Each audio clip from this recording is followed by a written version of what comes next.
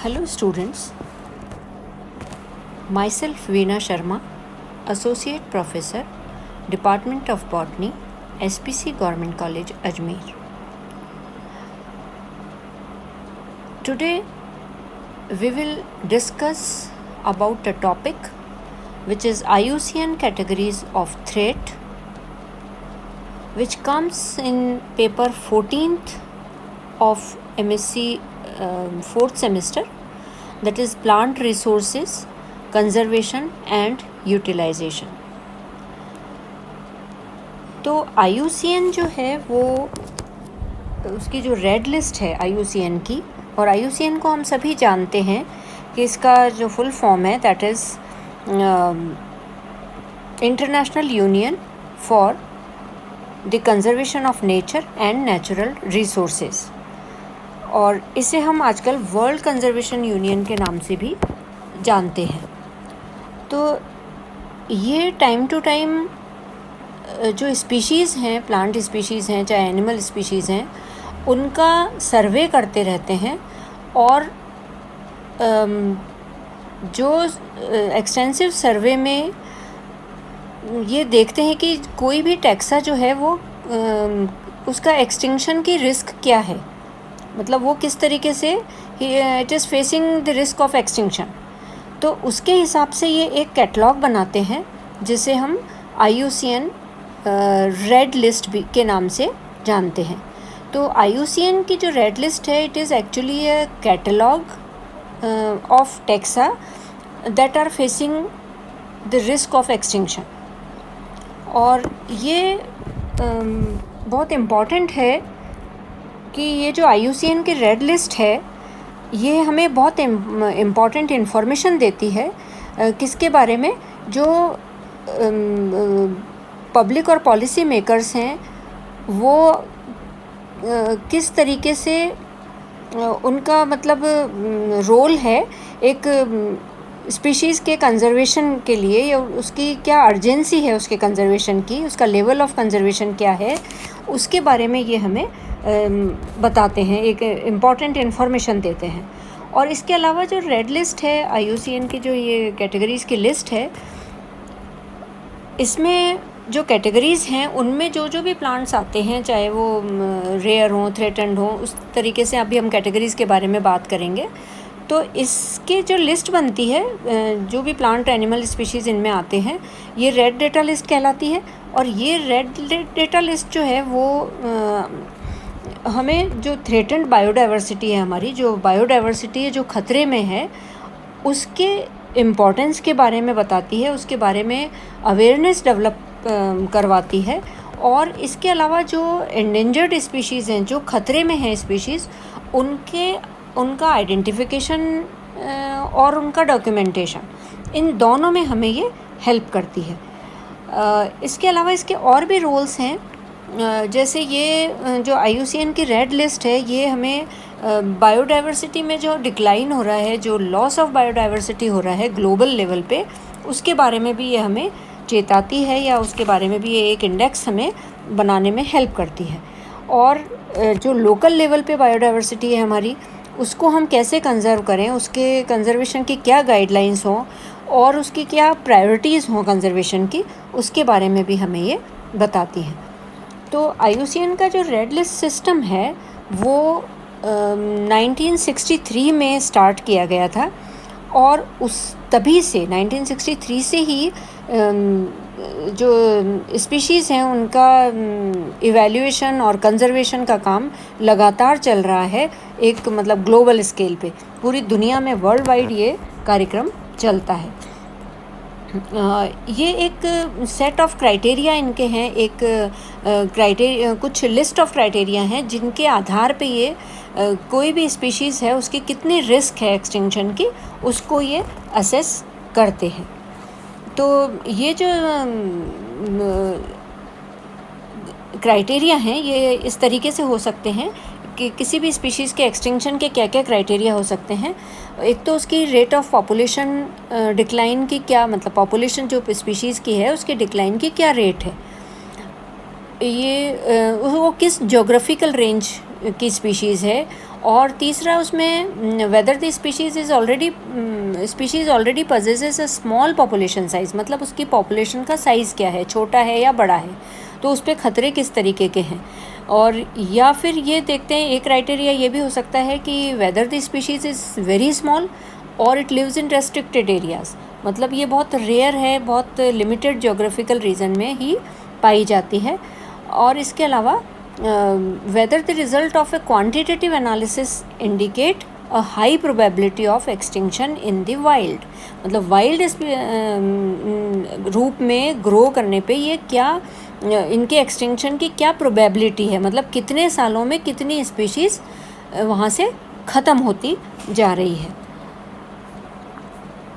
तो जब ये स्पीशीज़ जो होती हैं, जो भी स्पीशीज़ का हम इवैल्यूएशन करते हैं, जब ये इवैल्यूएट हो जाती हैं तो फिर इनको IUCN ने कुछ मापदंड बनाए हैं अपने, उनके हिसाब से कुछ कैटेगरीज़ बनाई हैं। कुछ कैटेगरीज़ में सभी प्लांट्स को या सभी स्पीशीज़ को जो भी इवैल्यूएट हो गई हैं उनको उन्होंने असाइन की है उनकी पोजीशन। और ये बहुत सारी कैटेगरीज़ हैं जिसको हम अभी आगे देखेंगे कौन कौन सी कैटेगरीज़ हैं, और इनमें उनको रखा जाता है।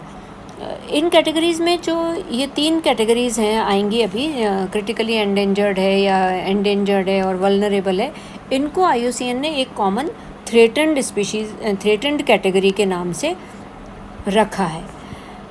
तो जो रेड लिस्ट है, ये जो रेड लिस्ट बनेगी, इससे जो भी इवैल्यूएशन के बाद में जो रिस्क बता रहे हैं, ये जो इंटरनेशनल एग्रीमेंट्स हैं, जैसे convention on biological diversity CBD है, या convention on international trade in endangered है CITE, तो इनको भी इंफॉर्मेशन देती हैं, इनको भी अपने कार्यक्रम आगे चलाने के लिए ये रेड डेटा लिस्ट से उनको इन्फॉर्मेशन मिलती है। तो जो IUCN या वर्ल्ड कंजर्वेशन यूनियन है WCU, इन्होंने कुछ 9 रेड लिस्ट कैटेगरीज़ आइडेंटिफाई की हैं, जिनको हम इन नामों से जानते हैं। Extinct in the wild,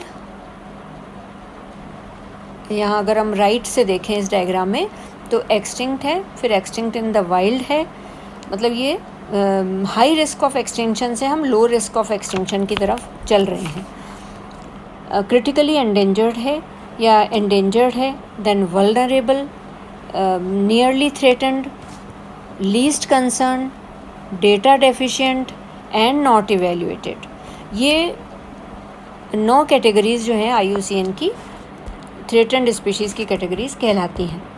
and these categories they are identified as small abbreviations also.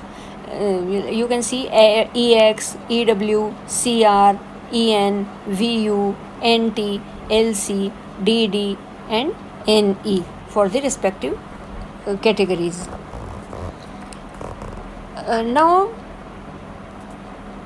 the species which are threatened with extinction, मतलब the species which are threatened with extinction, they are included in vulnerable, endangered और critically endangered categories.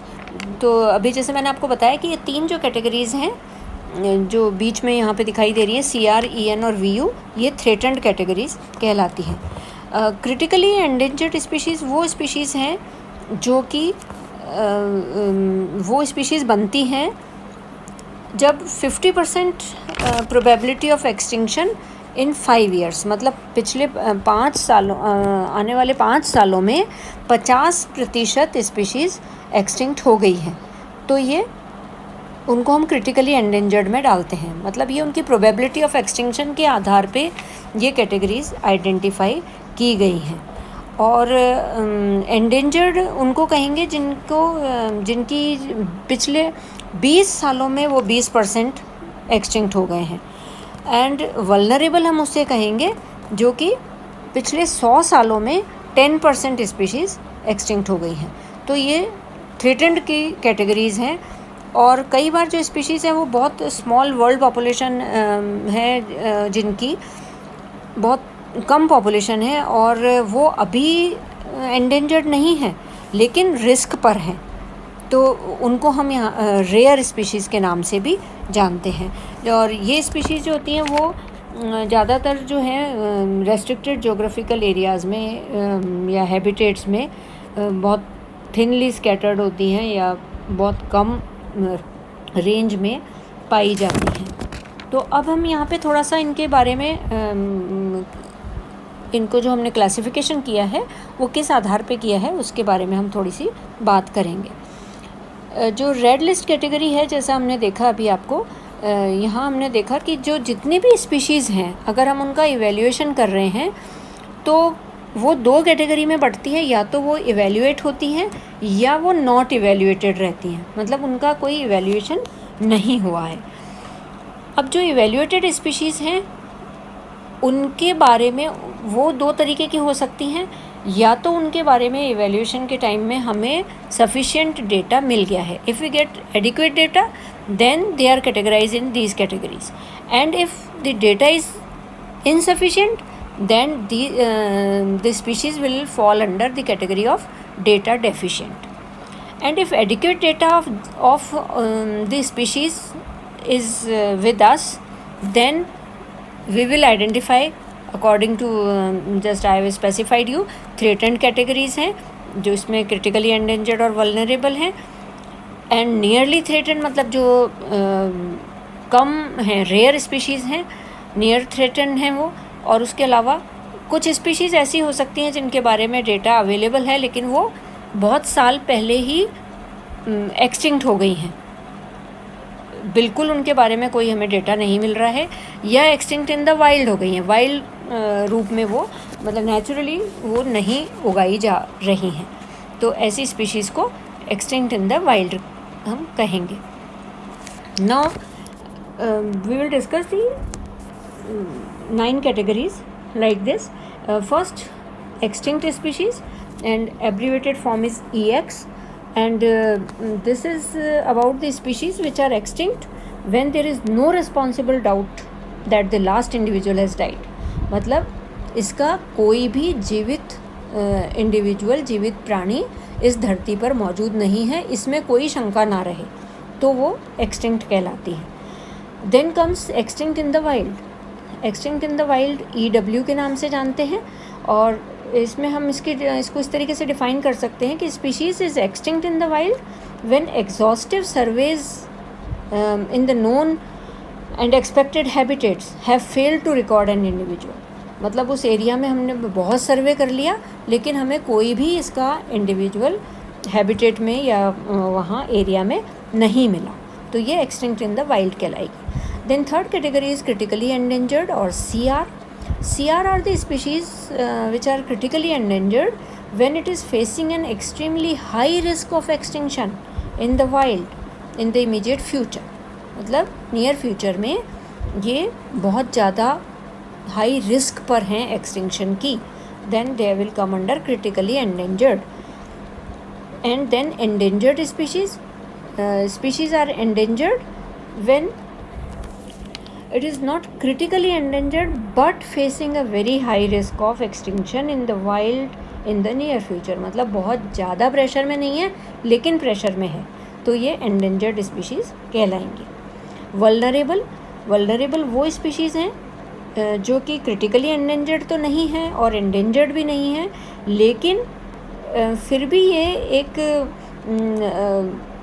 कुछ सालों में, कुछ लंबे future में, medium term future में extinct हो सकती हैं, तो ये इनकी प्रोबेबिलिटी ऑफ एक्सटिंक्शन के आधार पे है कि अगर वो क्रिटिकली एंडेंजर्ड है या वो एंडेंजर्ड है या वो वल्नरेबल है, मतलब अबाउट टू एक्सटिंक्ट है आगे आने वाले बहुत लंबे समय में। Then comes the near threatened species और the NT means species that do not qualify for critically endangered or vulnerable, the above said categories, but they are close to qualifying for a threatened category in the near future. मतलब उससे थोड़ा कम खतरे में है लेकिन फिर भी वो थ्रेटन्ड स्पीशीज़ में आ सकती हैं। अगर उस पर जो प्रेशर है एक्सटिंक्शन का वो रहा तो वो इनमें ऊपर वाली 3 थ्रेटन्ड स्पीशीज़ में आ सकती हैं।